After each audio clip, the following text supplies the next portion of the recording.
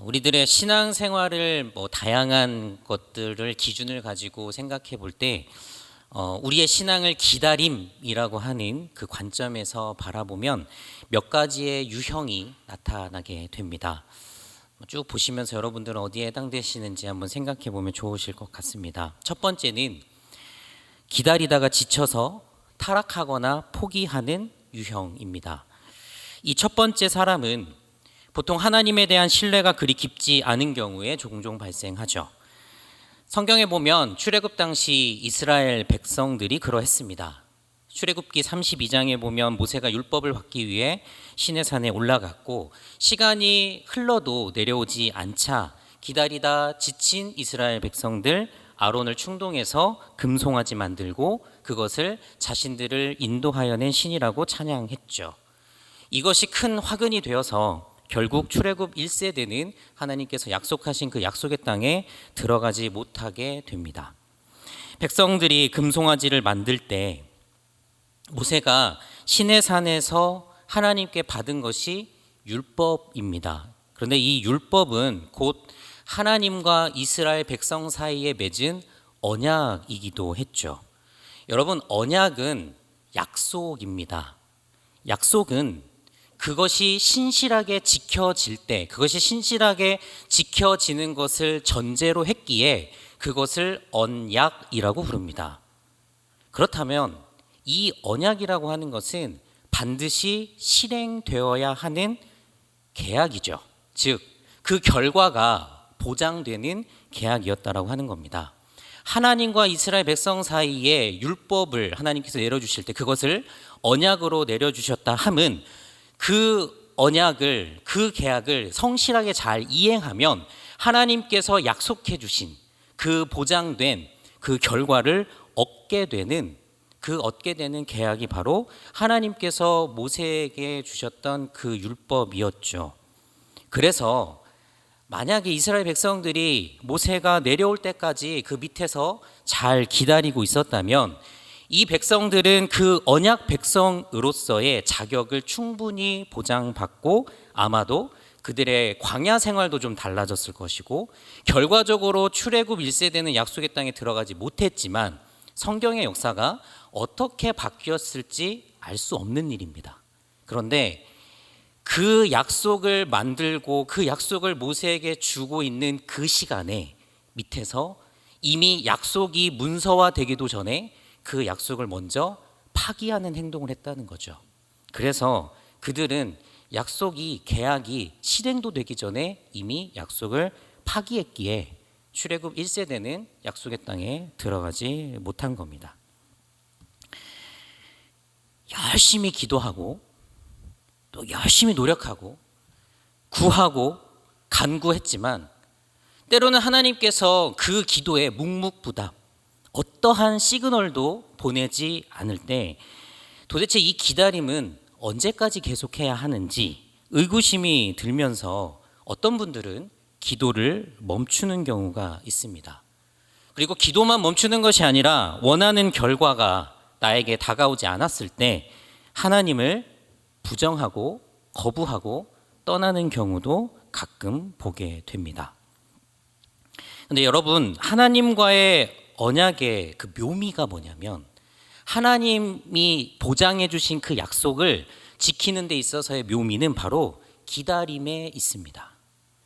약속이 이루어지는 것만큼 그 이루실 약속의 확실성이 무엇인지 알고 내가 이 약속을, 이 언약을 잘 실행했을 때 그 오게 되는 결과까지도 이미 다 기록이 되어 있기에 그 결과를 알고 그것이 확실하다라는 것을 믿고 그 길로 나아갔을 때 하나님께서 그것을 어떻게 이루어 가시는지를 이 하나님과 이 약속을 맺은 자가 함께 경험하는 것은 그 하나님과의 약속 곧 언약이 주고 있는 묘미 중에 하나입니다. 근데 이 묘미는 그 약속을, 그 언약을 잘 기다리며 그 말씀대로 살아가면서 그 길을 걷는 사람만이 알 수 있고 그 길을 걸어가면서 이 기다림이라고 하는 것이 결국 이 결과로 가는 데 있어서 꼭 필요한 과정이고 반드시 거쳐야 되는 그 과정이구나, 기다림이라고 하는 것을 그렇게 이해하는 자만이 누릴 수 있는 특권이기도 합니다. 그래서 두 번째 사람들이 있습니다. 바로 기다림의 끝에 원하는 결과를 만나는 그러한 유형이 있습니다. 우리는 일반적으로 이 기다림이라고 하는 것으로 신앙을 조명할 때 이 두 번째 사람이 되기를 간절히 바라고 원하죠. 기다렸는데 그 기다림의 끝에 우리들이 바라고 원하는 것의 결과가 기다리고 있고 그 기다림의 결과로 그것을 만나게 되는 것, 이것을 가장 우리는 기다림의 최고라고 생각할 수도 있을 겁니다. 교회에서는 이렇게 가르치고 조언합니다. 믿음으로 기다리십시오.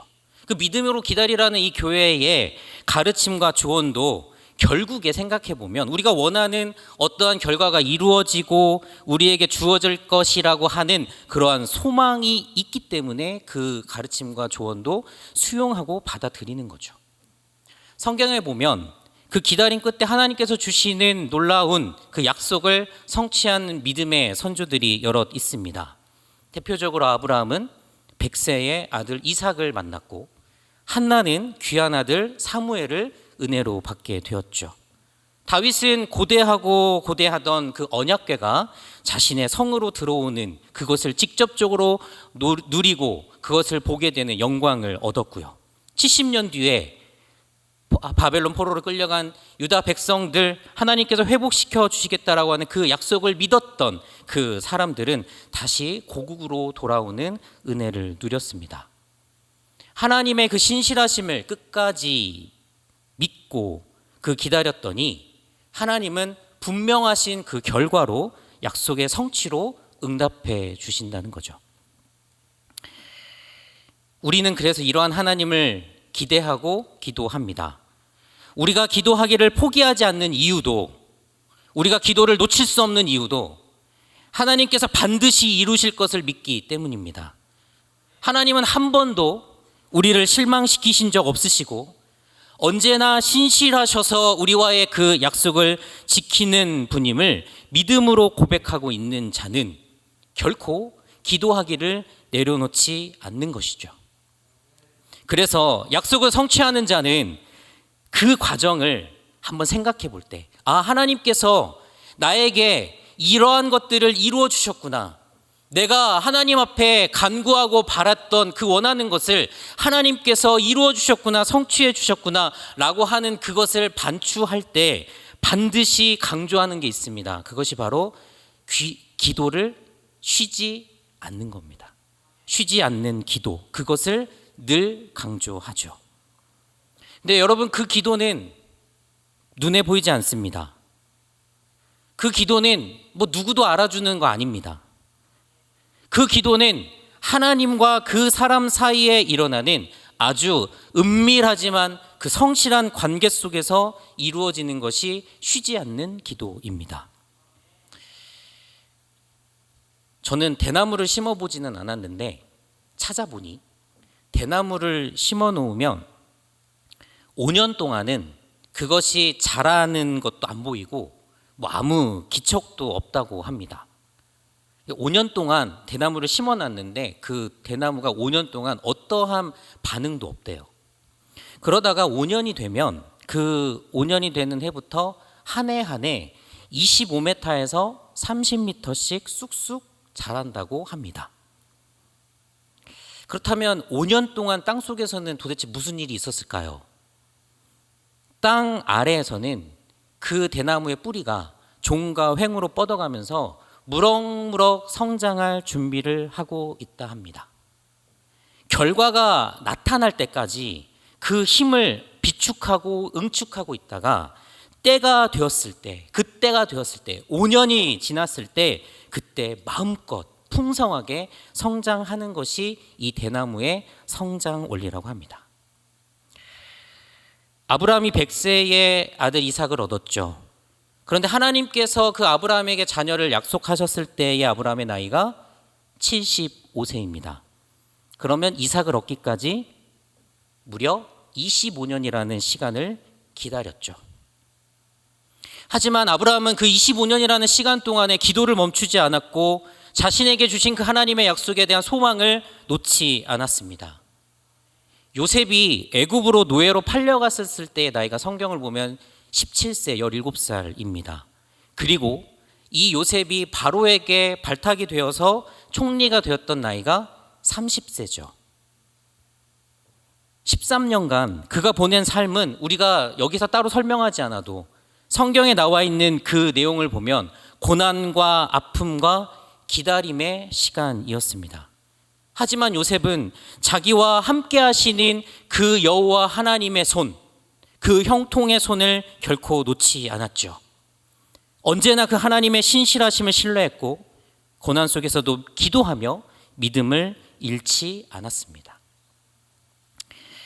잠언 8장 34절부터 35절은 이렇게 기록하고 있습니다. 누구든지 내게 들으며 날마다 내 문 곁에서 기다리며 문설주 옆에서 기다리는 자는 복이 있나니 대저 나를 얻는 자는 생명을 얻고 여호와께 은총을 얻을 것임이니라. 언제나 주님의 목소리에 귀를 기울이고 주님께서 드나드시는 그 문 곁에서 기다리는 자, 주님께서 드나드는 그 문설주 옆에서 기다리고 있는 자에게 복이 있다라고 하는 겁니다. 근데 그 복이 무엇이냐면 35절에 이야기하고 있는 대로 나를 얻는 자, 즉 주님을 얻는 일입니다. 여러분, 주님을 얻었다라고 하는 것은 그의 귓가에, 주님의 귓가에, 하나님의 마음에 그 문에 서 있는 자, 그 문설주에 서 있는 자의 그 기도가, 그 음성이 바로 그 주님에게 들렸다라고 하는 겁니다. 주님을 얻었다라고 하는 것은 그 문을 드나드시는 주님, 그 귀를 열고 들으시는 그 주님께서 그 문과 문설주에 서 있는 그 사람의 기도를 귀 기울여 들으신 겁니다.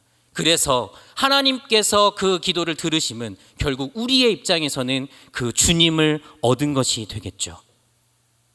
그 주님이 언제 반응하실지, 어느 순간에 돌아보실런지 그것을 우리의 생각으로는 알 수는 없지만 언제나 항상 그 문 곁에서, 이 문은 주님이 드나드시는 문이고 이곳은 하나님이 언제나 살아 역사하시는 곳이고 이곳에 가면 하나님이 언제나 임재하시는 바로 그 문 곁에서, 그 문설주 옆에서 기다리며 간구하는 이는 우리 하나님을 얻게 된다는 것입니다. 사랑하는 여러분, 기다리는 자는 반드시 복을 얻게 될 줄 믿습니다. 하나님을 기대하며 기도하는 자는 아브라함의 축복, 요셉의 형통, 이러한 모든 하나님께서 예비하신 그 복을 누리게 될 줄 믿습니다. 주님이 다니시는 그 문 곁에, 주님이 지나다니시는 그 문설주 옆에서 언제나 주님을 그렇게 고대하며 기다리는 여러분 되시기를 주님의 이름으로 축원합니다. 그렇게 쉬지 않는 기도, 반드시 그 기도에 하나님 응답하시고 그 주님을 얻게 될 줄 믿습니다. 그러한 기다림의 이 복이 여러분들에게 충만하게 임하기를 예수님의 이름으로 축원합니다. 이렇게 하고 설교를 끝내면 너무 좋을 것 같습니다만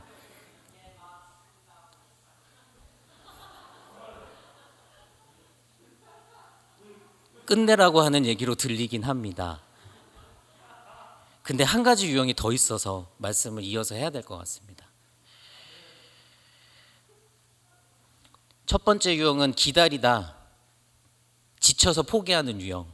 두 번째 유형은 끝까지 기다림으로 말미암아 여호와 하나님께서 예비하신 그 복을 얻는 유형. 근데 한 가지 유형이 더 있습니다. 바로 기다렸지만 그 끝에 원하는 결과를 만나지 못하는 유형이 있습니다. 오늘 본문 19에서 20절 말씀은 이렇게 기록이 되어 있는데 한번 같이 한번 읽어보겠습니다. 시작. 내 고초와 재난 곧 쑥과 담즙을 기억하소서. 내 마음이 그것을 기억하고 내가 낙심이 되오나. 많은 성도들은 고난을 겪습니다. 고난이 많죠. 다른 사람들은 겪지 않는 고초와 재난을 굳이 내가 겪고 있습니다. 그것을 마음에 되새김질하고 막 생각하니까 오늘 말씀해 보니 20절에 낙심이 찾아왔다고 합니다. 내 마음이 그것을 기억하고 내가 낙심이 되었다. 여기에서 기억한다라고 하는 말의 의미는 우리가 무언가를 잘 새기고 또 잘 기억한다 이런 의미로 쓰였다기보다는 아마도 이 맥락상 계속 붙들고 고민하고 있는 그러한 상황을 이야기하고 있는 듯합니다. 신경 쓰고 고민하지만 그 문제가 해결이 되지 않고 오히려 상황은 더 악화되어가는 그 현실 속에서 그것에 마음을 쓰다 보니 거기에 천착하다 보니 마음이 무너져서 낙심이 되었다라고 하는 것이죠. 분명히 교회에서 배운 게 있어서 말씀을 많이 들은 바가 있어서 하나님과의 약속을 믿고 포기하지 않았습니다. 기도하기를 멈추지 않았습니다. 신실하신 그 하나님께서 반드시 이루어 주실 것을 믿고 쉬지 않고 기도했습니다. 고난도 아픔도 거쳐가는 과정이라고 말씀하시기에 그렇게 믿고 고난도 아픔도 그렇게 견뎌냈습니다. 최선을 다해서 믿음으로 살아내려고 노력하고 애썼습니다. 그런데 그 기다림의 끝에 기다리고 있었던 것이 상황이 변하지 않는 겁니다. 변하지 않는 상황, 항상 제자리 걸음, 다람쥐 쳇바퀴 돌듯 돌아가는 단 한 발자국도 발전하지 아니하는 그러한 나의 모습, 이것이 기다린 사람의 현실이라고 하는 거죠. 이러한 상황 가운데 있는 성도들이 가장 궁금해하는 것은 하나님, 과연 이 기다림이 언제까지입니까? 하나님, 이거 언제까지 기다려야 됩니까? 내가 이거 언제까지 쉬지 않고 기도하고 언제까지 이렇게 견뎌야 합니까? 그때 그 시기, 이것을 끊임없이 궁금해하고 묻습니다. 그 하나님의 때라고 하는 것, 그 하나님의 시기라고 하는 것이 왜 이렇게 나에게는 가혹하게만 들리는지, 무언가 작은 변화라도 나에게 좀 더 주시면 내가 그 작은 변화를 붙들고 하나님 역사하고 계시는구나, 살아 계시는구나, 무언가 움직이시고 일하시고 계시구나, 내가 그렇게 느낄 텐데, 작은 변화라도 주시면 이 기다림이 그렇게 힘들지 않을 텐데 움직임도 없는, 그런데 하나님은 계획하시고 인도하고 계시고 섭리하고 계신다고 하니 그 이야기를 듣는 순간에 마음이 낙심이 되는 거죠. 무너지기 일쑤입니다. 또한 이러한 상황 가운데 있는 성도들 또 하나 궁금해하는 것은 결과를 만난 사람이 있습니다. 그 결과를 만난 사람과 아직 결과를 만나지 못한 나 사이에 도대체 무슨 차이가 있는가라는 질문입니다. 결과를 만난 사람이 있는데 그 사람과 아직 결과를 만나지 못한 나, 도대체 무슨 차이가 있길래 누군가에게는 결과로 응답하시고 나에게는 아직도 응답하시지 않는 것일까? 여러분, 이 생각을 전개시키다 보면 어디에 이르게 되냐면, 무엇인가 내가 하나님 앞에서 대단히 잘못한 것이 있는 것은 아닌지, 혹은 과거의 나의 어떤 그 일 때문에 지금 하나님께서 마음이 상하셔서 하나님께서 그것을 기억하고 계셔서 그것에 대한 징벌적 대가로 지금 나에게 이 인내를, 이 기다림을 허락하고 계신 것인지 하는 죄책감이 드는 경우가 있습니다.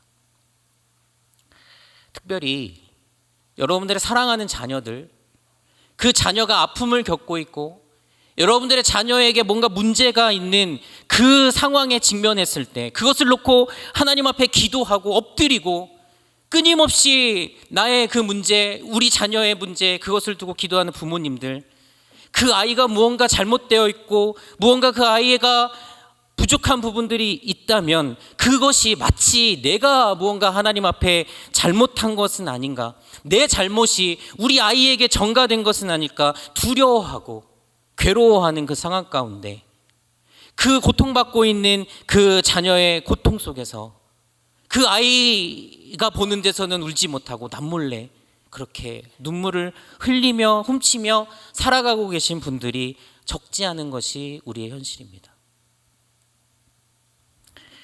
그러한 이야기를 듣고 나누다 보면 목회자인 저 자신도 하나님의 주권을 알고 인정하면서도 그분들께, 그러한 아픔을 겪고 있는 분들에게 피상적인 위로밖에 해줄 것이 없는 그 안타까움이 들 때가 한두 번이 아닙니다. 그러면 저도 질문합니다. 하나님, 이 성도 과연 언제까지 이렇게 기다려야 되는 겁니까? 하나님, 언제까지 기다리면 하나님 결과를 내주시고 답을 내주십니까? 왜 누군가에게는 기다림의 끝이 있고 왜 누군가에게는 이 기다림의 끝이 보이지 않는 것입니까? 하나님, 그 기준이 무엇입니까? 하나님, 왜 이렇게 하십니까? 알려주십시오 라고 기도할 때가 있습니다. 오늘 본문의 저자도 그거에 대한 고민이 심했던 것 같습니다. 그래서 19절, 20절 그 앞서 읽었듯이 고초와 재난, 쑥과 그 담즙이 계속 나를 기억하게 하는 그것들이 있어서 그것을 내가 마음에 놓고 계속 기억했더니 내 마음이 낙심이 되었다라고 고백하지 않습니까? 그런데 이러한 고백을 하는 이 사람에게 전환되는 지점이 찾아오게 됩니다. 여러분, 20절을 자세히 읽어보면 내 마음이 그것을 기억하고 내가 낙심이 되오니가 아니라 내가 낙심이 되오나라고 되어 있습니다. 20절에 그것이 낙심이 되었지만 낙심이 되오나라고 하면서 무엇인가 이 사람의 마음 가운데 이 전환되고 있는 지점을 발견하게 됩니다. 근데 여러분, 여기에서 생각해야 될 것은 이 사람이 그렇게 마음을 전환한 것이 그 사람의 어떠한 상황이 변했기 때문이 아닙니다. 그 사람의 현실과 상황은 하나도 변한 것이 없습니다. 그 사람의 그 현실 속에서는 단 한 발자국도 진전된 것이 없습니다. 그런데 이 사람의 고백은 내가 낙심이 되었지만 내가 낙심이 되오나라고 고백하고 있습니다. 그것의 이유를 21절은 이렇게 이야기하고 있습니다. 우리 21절 말씀을 다시 한번 함께 읽겠습니다. 시작. 이것을 내가 내 마음에 담아 두었더니 그것이 오히려 나의 소망이 되었사옴은. 여기에서 우리가 눈여겨볼 표현은 이것을, 이 상황을, 이 고통을 이렇게 행하고 계시는 하나님의 그 모습을, 하나님의 이 역사를 내가 마음에 담아 두었더니 라고 되어 있습니다. 마음에 담아 두었다, 이 표현은 히브리어로 아쉬브라는 말입니다. 그런데 이 아쉬브라고 하는 말은 돌아가다, 돌이키다 라는 뜻의 말입니다. 이걸로 이 표현을 적용을 해보면 이 고초와 재난의 상황, 어려움과 이 환난의 현실, 이것이 지금 내 상황 가운데서 전혀 변하지 아니하였고 단 한 발자국도 진전된 것은 없지만 이것을 내가 돌이켜보고 생각해 보았다라고 하는 의미입니다. 내 마음에 담아두었다. 왜 나에게서 이런 일이 일어났는지 그것을 내가 돌이켜보고 생각해 보았다라고 하는 것이죠. 여러분, 이 돌이키고 다시 한번 이것을 생각해 보았다라고 하는 것의 핵심은 이전까지는 이 문제를 나의 관점, 나의 생각에서 바라보았던 그 관점이 이제는 하나님의 관점에서 생각해 보았다라고 하는 의미입니다. 돌이켜 생각했다라고 하는 것은 그냥 단순히 나의 죄책감, 내가 무언가를 잘못해서 이러한 일들이 일어났다라고 하는 나의 죄책감에 나의 관점에서 바라보는 것이 아니라 과연 하나님은 이 고초와 재난과 이 어려움과 환난을 과연 나에게 왜 주셨을까? 하나님은 어떠한 관점과 어떠한 마음으로 나에게 이것을 허락하셨을까? 하나님의 관점과 하나님의 눈과 하나님이 의도하신 그 의미를 내가 돌이켜 생각해 보았다라고 하는 표현입니다. 그랬더니 그것이 오히려 나에게 소망이 되었다. 나의 관점, 나의 생각으로 바라볼 때는 그것이 낙심이 되었는데 하나님께서 그것을 허락하신 의미로 다시 한번 생각해 보니 그것은 나에게 소망이었다라고 이 저자는 고백하고 있는 것이죠. 사랑하는 여러분, 하나님의 관점에서 생각한다라고 하는 것은 구체적으로 말씀드리면 하나님의 성품을 다시 한번 묵상하는 겁니다. 우리가 너무나도 흔히 알고 있고 너무나도 잘 알고 있고 항상 듣고 사는 그 하나님의 성품, 그 하나님의 성품이 무엇인지를 다시 한번 우리들의 마음 가운데 새기는 것, 이것이 바로 하나님의 관점에서 생각하는 것입니다. 이 본문의 저자는 22절에 이렇게 얘기합니다. 여호와의 인자와 긍휼이 무궁하심으로 우리가 진멸되지 아니함이니이다. 하나님의 성품, 하나님의 속성은 인자와 긍휼하심의 영원성입니다. 하나님의 그 성품은, 우리를 바라보시는 하나님의 관점은 우리들이 하나님의 사랑 가운데 늘 거할 수 있도록 인자하신 눈으로, 우리가 죄 가운데 빠지지 아니하도록, 아니 죄 가운데 빠져 있다 할지라도 우리를 다시금 살려주시는 그 영원한 하나님의 관점은 그 긍휼하심의 관점, 인자와 긍휼하심의 그 영원성이 바로 하나님의 성품입니다.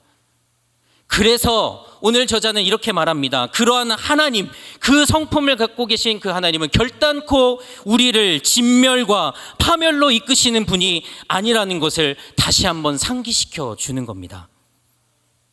비록 여러분들의 현실이 전혀 변화가 없고 이 변하지 않는 현실로 인하여서 마음이 무겁고 낙심되었고 매 순간순간 그것을 생각할 때마다 고통이 몰려오지만 여호와 하나님의 이 인자와 긍휼이 언제나 살아있기에 그 기다림의 끝에는 살아남이 있고 생명이 있고 회복이 있다는 소망을 얻게 될 줄 믿습니다. 아침마다 새롭고 늘 새로우신 그 하나님의 성실하심, 변하지 아니하시고 한 번도 실수가 없으시고 그 계획에 철두철미함으로 언제나 우리를 바라보고 계시는 그 하나님의 성품을 내가 마음에 담아 두었더니 나에게 평강이 찾아오고 나에게 소망이 찾아왔다는 겁니다. 사랑하는 여러분, 기다림의 끝에 내가 원하는 결과가 주어지지 않은 분들 계십니까? 지금도 이 순간 그 고통 때문에 주님을 붙들고 주님을 붙드는 그 손에 힘이 점점점 빠져나가서 이제는 더 이상 버틸 힘조차 없어서 무거운 마음을 이끌고 이 자리에 찾고 또 찾는 우리 성도님들 계시지 않습니까? 그러한 분들에게 오늘 말씀 24절은 하나님께서 여러분들에게 다른 약속을 예비하셨다라고 밝히고 있습니다. 오늘 본문 24절 말씀을 함께 읽겠습니다. 시작. 내 심령에 이르기를 여호와는 나의 기업이시니 그러므로 내가 그를 바라리라 하도다. 아멘. 고초와 재난 속에서도 성실하신 하나님을 만난 사람은 그 만난 사람 중에도 그 결과가 그 기다림의 끝에 나에게 아무것도 주어지지 않았다라고 생각하고 아무것도 변화가 없는 그 현실 속에 계신 그러한 사람들에게 오늘 말씀은 이야기합니다. 여호와 하나님께서 그 사람에게 기업이 되어주심을 믿으시기 바랍니다. 하나님이 결과입니다. 여러분의 기다림의 결과가 하나님입니다. 하나님의 그 변하지 아니하는 성실하심이고 그 하나님의 변하지 아니하는 인자와 긍휼이 그 하나님이 여러분의 기업이 되어주시고 여러분의 문제 해결의 결과가 되어주심을 믿으시기 바랍니다. 여호와 하나님을 기업으로 삼은 사람, 그 사람을 일컬어서 기다림이 복이 된 사람이라고 부릅니다. 기다림의 복을 얻은 사람이 있습니다. 기다렸더니 하나님께서 약속하시고 내가 기대하고 바랐던 것을 하나님께서 선물로 주시고 그것을 받아 누리며 감사하는 사람이 있습니다. 그런데 어떻게 보면 더 축복받은 사람, 그 기다림이 복이 되어서 그 기다림의 끝에 우리 신실하신 하나님을 분명하게 만난 그 사람, 그 사람에게 하나님과 더욱 가까워지고 더욱더 하나님을 깊이 있게 알게 되는 그 은혜가 넘치게 될 줄 믿습니다. 사랑하는 여러분, 제가 일전에 여러분들에게 설교하면서 하나님께서 허락하신 은혜는 여러분들에게 배타적으로 각각에게 독립적으로 주어진 고유한 것이다라고 말씀드린 적이 있습니다. 은혜가 누구와 누구를 비교하고 누가 누구 것을 새치기해서 가져가는 그런 차원의 문제가 아니라, 은혜는 하나님께서 여러분들에게 한 명 한 명에게 각각에게 주어주시는 아주 고유하고도 배타적인 그 독립성이 있다고 말씀드린 적이 있습니다. 오늘 여러분들께 한 가지 더 말씀드립니다. 여러분들에게 허락된 그 아픔과 고난, 그 고초와 재난, 그거는 다른 사람과는 비교할 수 없는 여러분들 고유의 배타적이고 독립적인 은혜뿐만 아니라 아픔도 고통도, 은혜도 여러분들 각자에게 주어지지만 아픔과 고통도 여러분들에게 고유하게 그렇게 배타적으로 주어지고 있다라고 하는 것을 기억하면 좋겠습니다. 다른 사람은 안 겪는데, 다른 사람은 그렇게 안 살던데 왜 나는 그 고통을 겪어야 하고, 나는 왜 이렇게 살아야 되고, 다른 아이들은 다 건강하게 잘 지내는데 우리 아이에게는 왜 문제가 있고, 우리 아이는 왜 아파야 하고. 이러한 질문 앞에 왜 나에게 그렇게 찾아왔는지 그렇게 묻고 묻는 여러분들에게 하나님은 이렇게 말씀하시는 겁니다. 은혜도 고난도 너의 거야. 너에게 주어진 거야. 내가 너에게 허락한 거야.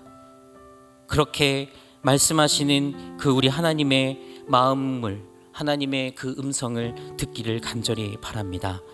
근데 여러분, 제가 한 말씀으로 여러분들께 위로와 안심을 드리고 싶습니다.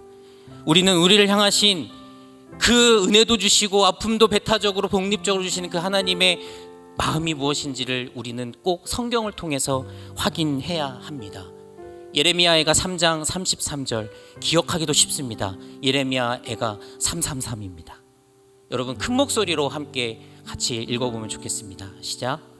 주께서 인생으로 고생하게 하시며 근심하게 하심은 본심이 아니시로다. 아멘. 여러분들의 삶의 고난과 아픔과 내 아이가 닥쳐오는 슬픔과 어려움에 그 서려있는 하나님의 마음은 여러분들을 힘들게 하고 고통받게 하고 아프게 하려고 하는 그런 마음이 아니시라고 하는 겁니다. 하나님은 여러분들을 사랑하시고 여러분들이 더욱더 하나님의 백성답게 살아가며 이 땅 가운데서 하나님의 영광을 이루며 살아가기를 간절히 바라시는 그것이 우리 하나님의 본심임을 믿으시기 바랍니다. 하나님의 본심은 거기에 있습니다. 그래서 은혜도 아픔도 나에게 오는 축복도 고난도 그것이 나에게 배타적으로 독립적으로 주어진 것은 모두 다 하나님의 은혜요, 모두 다 하나님의 복임을 믿으시기 바랍니다. 오늘도 기도하시며 그렇게 나의 기다림이 힘겹게 걷고 있는 이 고난의 과정이 오히려 여러분들에게 하나님을 더욱더 깊이 만나게 되는 복된 그 길이 되며 우리 하나님의 그 본래의 마음, 여러분들을 향하신 그 하나님의 그 본심을 만나는 은혜의 시간 될 수 있기를 예수님의 이름으로 축원합니다.